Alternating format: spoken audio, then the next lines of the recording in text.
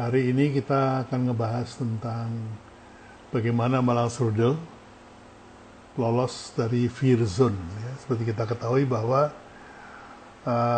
begitu corona datang, itu ada tahap yang kita lalui. Yang pertama adalah tahap unknown, tidak tahu.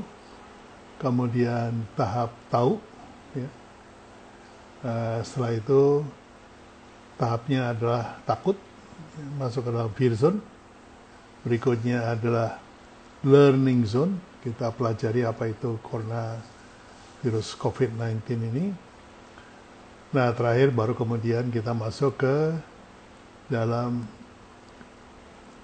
growing zone. Growing zone itu kita sudah menjadi dewasa, menjadi lebih bijaksana dalam menghadapi coronavirus ini. Kalau pada saat pertama Anda panik, itu Anda masuk ke dalam fear zone yang menyebabkan orang menjadi ketakutan. Dan ketika ketakutan itu banyak hal yang kemudian kita lakukan. Ya. Sebentar. Ya. Dalam fear zone itu kita melakukan panic buying. Salah satu tandanya kita ada di fear zone. Kemudian kita juga melakukan gampang sekali tersinggung, ya. Itu adalah ciri bahwa kita masuk dalam fear zone. Kemudian stok toilet paper, food, dan medicine yang sebetulnya kita nggak membutuhkan. Nah, itu contoh dari kita masuk ke dalam fear zone. Ya. Nah, ini kita mau dengar bagaimana Mas Doni mampu membuat Malang Strudel itu keluar dari fear zone dan masuk ke zone yang berikutnya, yaitu zone zona learning dan kemudian zona growing. Ya. Ini yang kita pengen dengar. Nah, learning zone itu mulai agak lebih kalem, ya, lebih kalem. Kemudian stop consuming sesuatu yang membuat kita merasa nyaman, ya. Kemudian juga mulai recognize, mulai mengetahui apa aja sih yang harus dikerjakan dan bagaimana kita menghadapi situasi. Nah, ini adalah ciri-ciri dari learning zone. Ya, Mas Doni belum masuk. Jangan-jangan dia lupa atau mungkin lagi sholat. Kemudian masuk ke dalam growing zone. Growing zone adalah think about others dan how to help them. Ya. Mulai berpikirkan orang lain dan bagaimana membantu mereka. Jadi kalau Anda lihat sekarang sudah banyak yang kemudian menyumbang APD, menyumbang keperluan-keperluan untuk para petugas medis termasuk dokter. Ada juga yang menyumbang kepada mereka-mereka yang harus tinggal di rumah padahal mereka cari makannya di luar rumah, gitu ya. Jadi ada sembako dan segala macam sudah mulai disebarkan. Nah, ini yang masuk ciri khas bahwa kita sudah masuk ke dalam the growing zone. Merasa grateful, merasa bersyukur, dan kita menyesuaikan diri dengan the new normal. Ya, kemudian mencoba untuk mencari tujuan baru, purpose baru dari bisnis kita. Nah, ini yang yang dilakukan ketika kita masuk growing zone.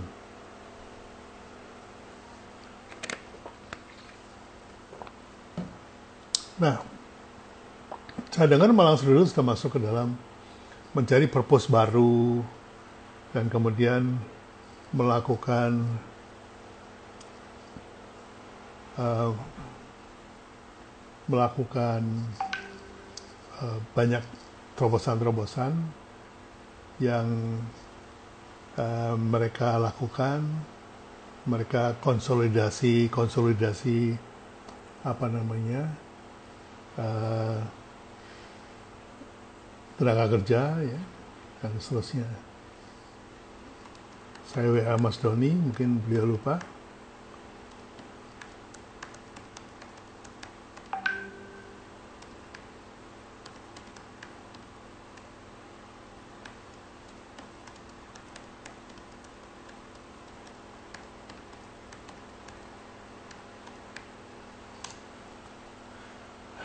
Oke,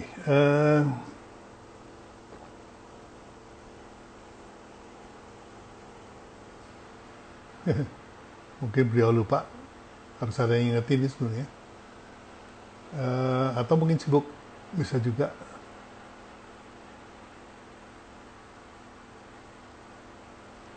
Ya, ini belum request, Mas Doninya juga belum hadir. Mudah-mudahan nggak lama lagi.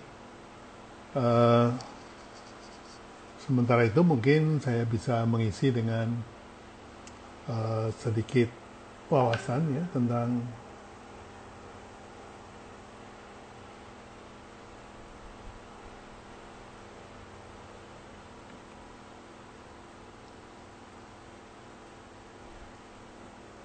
ya.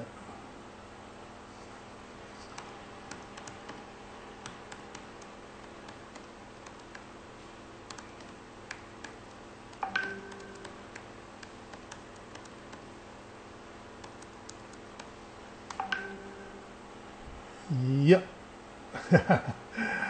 Mas Doni menjawab 1930 bukan? Ini kebiasaan TDA nih, 1930. Kalau kita kan 1900. Jadi mudah-mudahan segera masuk Mas Doninya.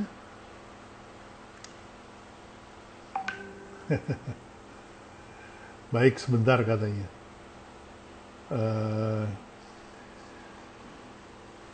1930 itu TDA Mas. Kalau saya 1900. Tuh kan, bener kan? Jadi beliau salah paham. Dia pikir 1930. Ternyata 1900. Jadi beliau lagi siap-siap. Lagi lari-lari ke ruang studionya mungkin. Baiklah. Jadi saya sapa dulu beberapa teman yang sudah masuk. Ini banyak sekali ini.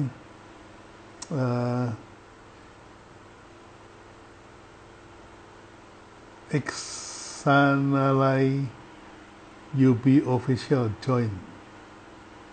Kemudian Nur Rahmat Zulfikar, bosen gambar. Namanya keren banget sih. Cateringnya Kenny. Kemudian cerita brand, Samdias join. Durian baper, wah, namanya keren-keren. CPZ Bro. Kemudian ada Jordan Syarif, Hartono Chang, ada Hendra HGM, Korea menyimak, wah dari Korea jauh amat mainnya Mas. Kemudian ada Deis Anwar, ini jangan-jangan Deis kita nih. Buka Cafe ID, Big Wiser. Oke. Terus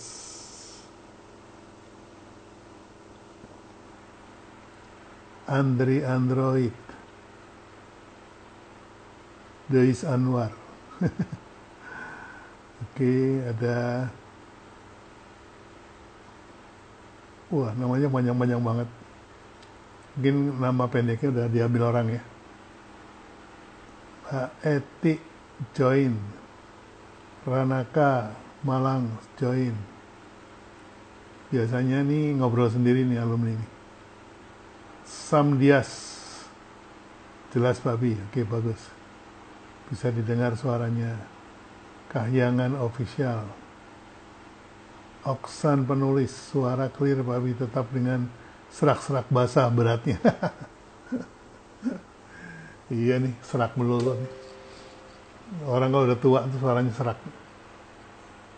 Oke, kita lihat Mas Doni sudah join apa belum.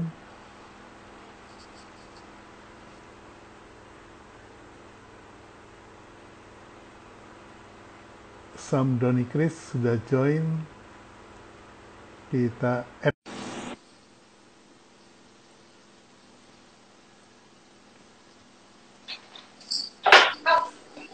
Kenapa? Halo, Assalamualaikum. Assalamualaikum Mas Doni. Waalaikumsalam, Pak. Mohon maaf. Tadi saya kira jam setengah 8, Pak. Ya, setengah 8 kan Karena biasanya TDA ya. Iya, makanya saya kepikirannya setengah 8 terus. Mohon maaf telat, kawan-kawan. Nggak apa-apa. Masih cukup waktunya untuk ngobrol. Ya, tadi saya udah buka, saya udah cerita sedikit tentang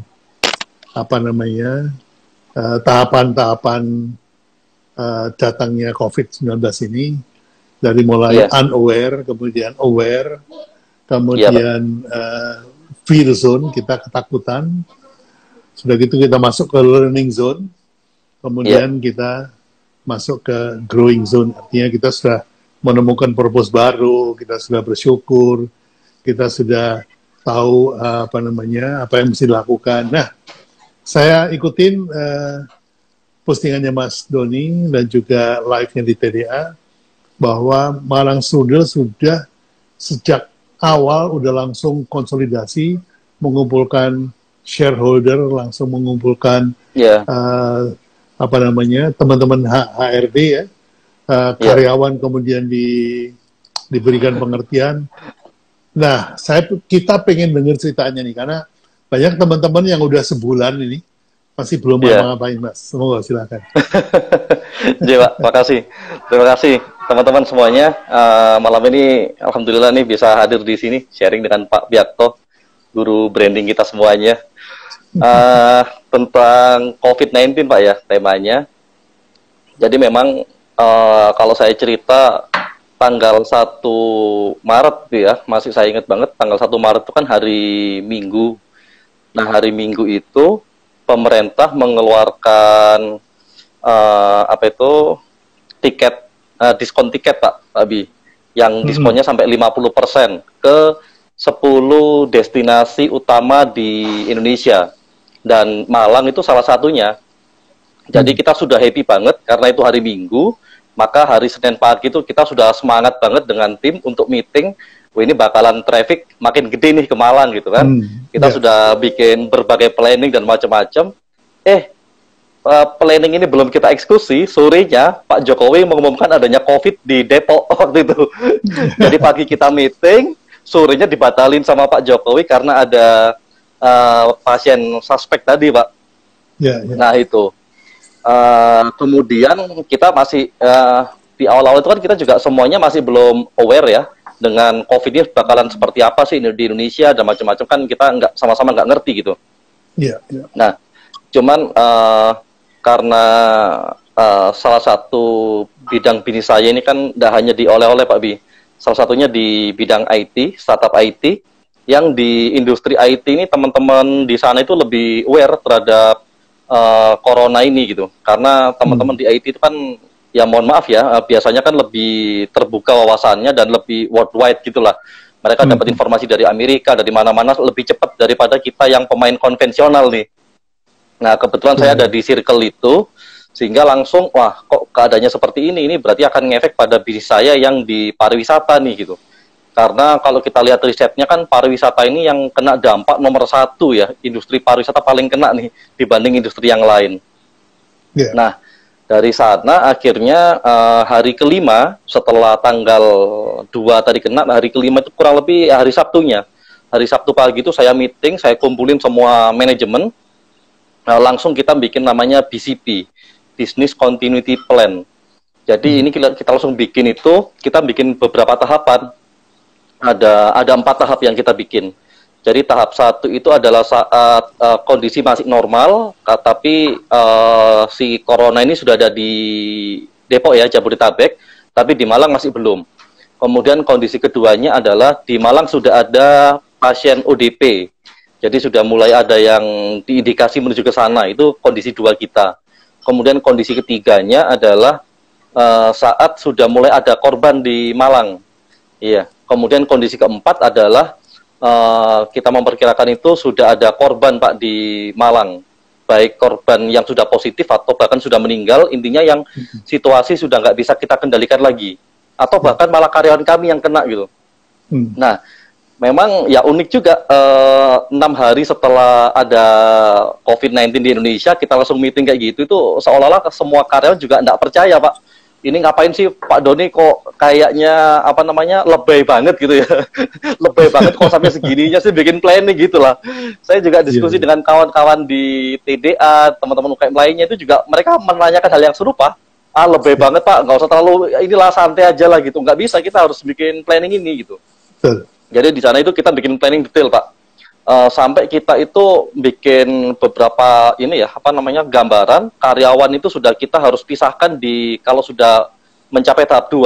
Jadi karyawan itu kita bikin 2 golongan besar, 2 grup besar, sehingga misalkan saja nanti ada 1 karyawan kita yang kena corona, bisnis kita itu masih bisa running gitu Pak Bi. Ya misalkan ternyata finance kita kena corona gitu kan, jangan sampai dia yang ngerti cash flow-nya bisnis kemudian kita nggak bisa jalan bisnis gara-gara 1 orang diisolasi negara 14 hari ya gitu. Jadi finance kita ada 3 orang, akhirnya kita bagi 2 tim, marketing juga 2 tim, hampir semuanya jadi 2 tim, dan mereka ini sudah dari minggu kedua corona di Indonesia kita sudah mulai pisahkan Pak. Mereka ada yang masuk hari Senin, satunya masuk hari Selasa, jadi mereka saling tidak bertemu.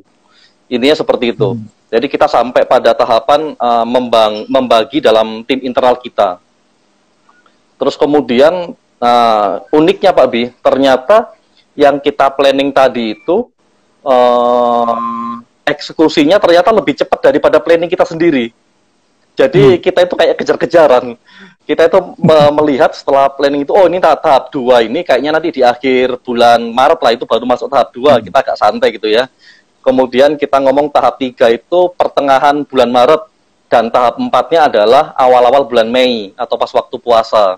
Jadi kita sudah bikin planning seperti itu. Oh ternyata di luaran sana itu tidak seperti yang kita bayangkan, ternyata terlalu cepat daripada yang kita prediksi Pak Bi. Jadi kita serba keteteran juga, sampai sekarang pun juga kita masih kejar-kejaran. Jadi ternyata tanggal 25 itu ditetapkan sama Gubernur Jawa Timur bahwasannya seluruh tempat pariwisata di Malang itu harus ditutup tanggal 25 Maret sampai 25 April. Harusnya besok sudah buka, tapi kayaknya saya nggak yakin kalau besok buka ya 25 April. Nah itu ditetapkan, wah itu langsung 3 hari setelah ditetapkan itu langsung omset sudah langsung jatuh. Padahal kita menetapkan tahap ketiga ini baru pertengahan bulan April, dan ternyata harus kita eksekusi di akhir Maret Pak. Kejar-kejaran seperti itu. Ya uniknya gitu sih Pak Bi. Jadi intinya kita lebih mempersiapkan tim baik dari segi apa namanya, segi kesiapan, yang utamanya kan kita lebih mengedepankan keselamatan karyawan dulu ya.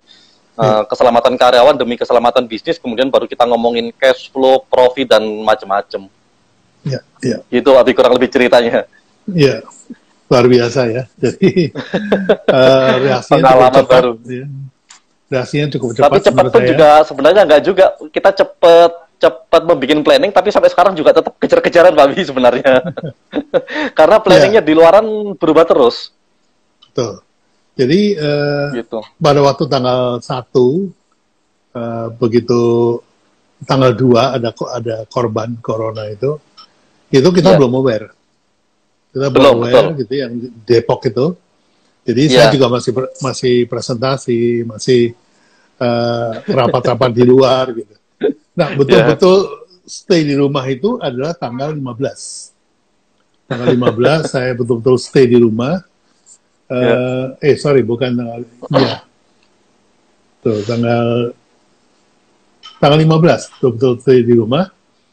Dan kemudian saya membuat pivot. Kalau tadinya kita workshopnya itu offline gitu ya, kita buat workshop yang online ini hanya untuk Deepstick juga. Artinya siap nggak nih teman-teman untuk dapat workshop online? Ternyata belum aware, Mas. Jadi pesertanya masih sedikit gitu. Karena masih ntar, masih gini. Jadi saya kecepatan. Jadi untuk bikin padahal materi workshop online ini kita buat berupa video. Jadi bukan live seperti ini karena fasilitasnya kita belum tahu apa yang paling tepat untuk workshop online. Nah, sekarang kita udah ada solusinya, tapi intinya seperti itu. Jadi, dari segi strategi sendiri, Mas, kan purpose-nya dari Malang Strudel ini kan sebetulnya oleh-oleh.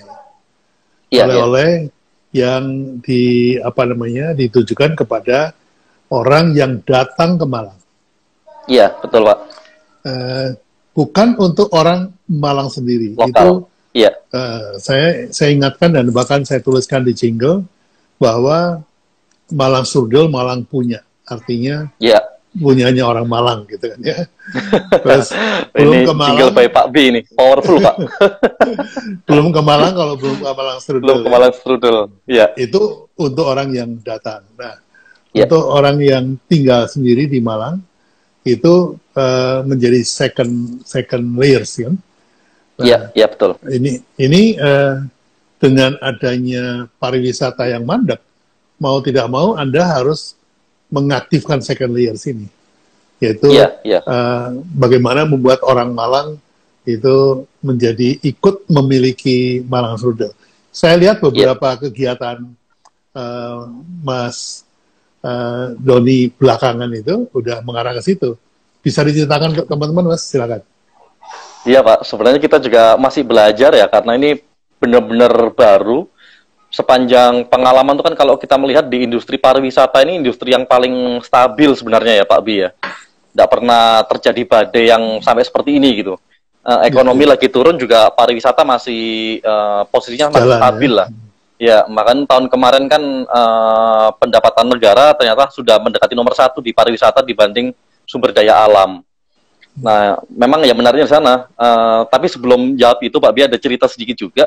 Kalau saya kira juga mungkin pemerintah kita juga terlambat juga ya Pak Bi ya, mengingatkan warganya akan bahayanya COVID terutama dari segi ekonomi.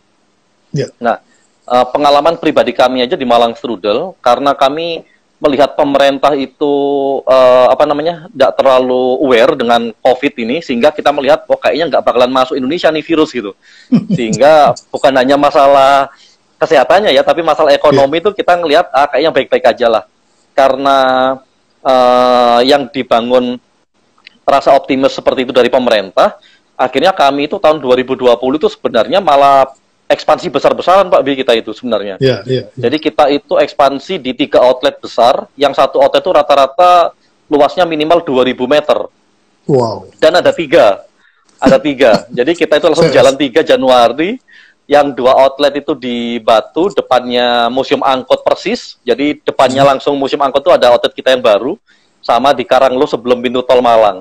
Nah itu kita bangun, kita genjot supaya saat Lebaran nanti sudah siap sebenarnya 2 outlet ini. Satu lagi ada di depannya Museum Satwa, itu yang lagi kita bangun dan itu kita siapkan nanti di Desember. Cuman gara-gara pemerintah seperti itu dan kemudian salah ambil strategi pemerintah, kita pun juga akhirnya keteteran juga. Modal sudah banyak masuk ke sana dan ternyata nggak panen nih di Lebaran gitu. Ini juga ganggu cash flow juga sebenarnya. Iya pasti. Nah itu. Jadi saat kemudian omset turun ya sebenarnya sampai sekarang sih kita lagi belajar sih Pak, lebih belajar. Sebenarnya kalau tahap ketakutan tadi, tahap fear tadi sudah kita lalui ya. sebenarnya sekarang ini masih dalam tahap learning kita, belum tahap growth belum. Growing. Jadi kita masih dalam tahap learning.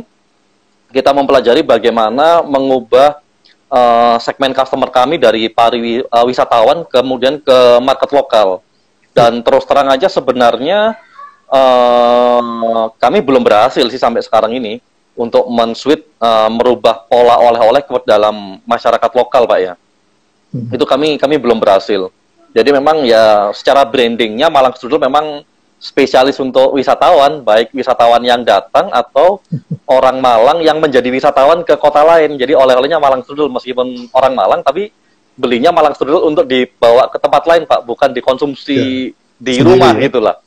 Ya, kami juga berusaha. Jadi ada cerita lagi, Pak Bi, sebenarnya kami itu juga mau tutup ya, semua toko kami itu kami tutup di akhir Maret. Saya diskusi juga dengan Mas Ibnu Trusmi, dengan teman-teman pemain oleh-oleh lainnya, kan semuanya pada tutup malah di pertengahan Maret gitu ya, cuma pada tutup. Jadi kami di akhir Maret itu hanya hanya buka 2 toko saja dari 7 toko kita. Ini karena teman-teman UMKM sebenarnya, Pak Bi. Jadi di Malang Strudel itu kami ada kurang lebih 1.500 UMKM binaan Malang Strudel. Yang saat kami sounding kita tutup ya gitu. Wah, mereka ini ya kita sampai terenyuh gitu ya. Mereka itu sampai ada yang nangis gitu kan. Pak, tolonglah jangan ditutup. Kita ini omset hariannya dari Malang Strudel gitu. Ada yang naruh barang pagi, sorenya diambil dan laku yang kayak kue-kue basah gitu ya. Terus kemudian teman-teman kue kering, keripik itu kan, nah itu tanggung jawab kita juga sebenarnya. Jadi ya dilema juga, secara omset sudah nggak memenuhi, tapi ada teman-teman UMKM yang menggantungkan hidup ke kami seperti itu. Ini salah satu ini juga, Pak. Kemudian ya saya buka-bukaan aja kalau strategi Pak Bi di sini. Saya coba membantu mereka jualan di online gitu-gitu ya. Tapi ya ternyata nggak semudah yang kita bayangkan juga menjual produk UMKM di online. Karena yang pertama kalau analisa saya sendiri daya beli turun, Pak ya. Daya beli turun, kemudian semua orang berhemat. Jadi meskipun orang tinggal di rumah, tapi dia juga cemilannya juga ini ya harus yang murah gitu, affordable lah buat mereka. Sementara kan kita tahu produk-produk UMKM itu bagaimanapun juga nggak bisa ngalahkan produk-produk dari Garuda Food, dari Wings Food yang sama-sama keripik, tempe gitu. Tapi kalau bikinin Garuda Food karena masal ya pasti harganya jauh lah. Nah kami masih belum menemukan itu. Cuman nanti di Lebaran kami sudah siap untuk menjual cookies yang jumlahnya sangat besar, Pak Bi. Yang belum pernah kita lakukan. Jadi switchingnya sih menuju ke sana, cuman saya belum bisa banyak bicara karena datanya memang belum ya, dan itu baru kita lakukan nanti di awal-awal bulan puasa. Jadi kalau saya cenderung membagi before COVID sama after COVID. Ya. Kalau before COVID itu ritual orang setiap hari, bangun pagi, mandi, sarapan, berangkat kantor, makan siang di luar, dan sampai sore baru kembali ke rumah. Mampir ke kafe dan segala macam. Nah, begitu after COVID ini, kita dipaksa harus di rumah. Sehingga kalau tadinya itu konsumen itu mendatangi makanan, sekarang ini harus makanannya yang mendatangi konsumen. Itu langkah pertama yang kita harus sadari dulu. Jadi kita nggak bisa menunggu mereka datang karena mereka nggak bisa keluar.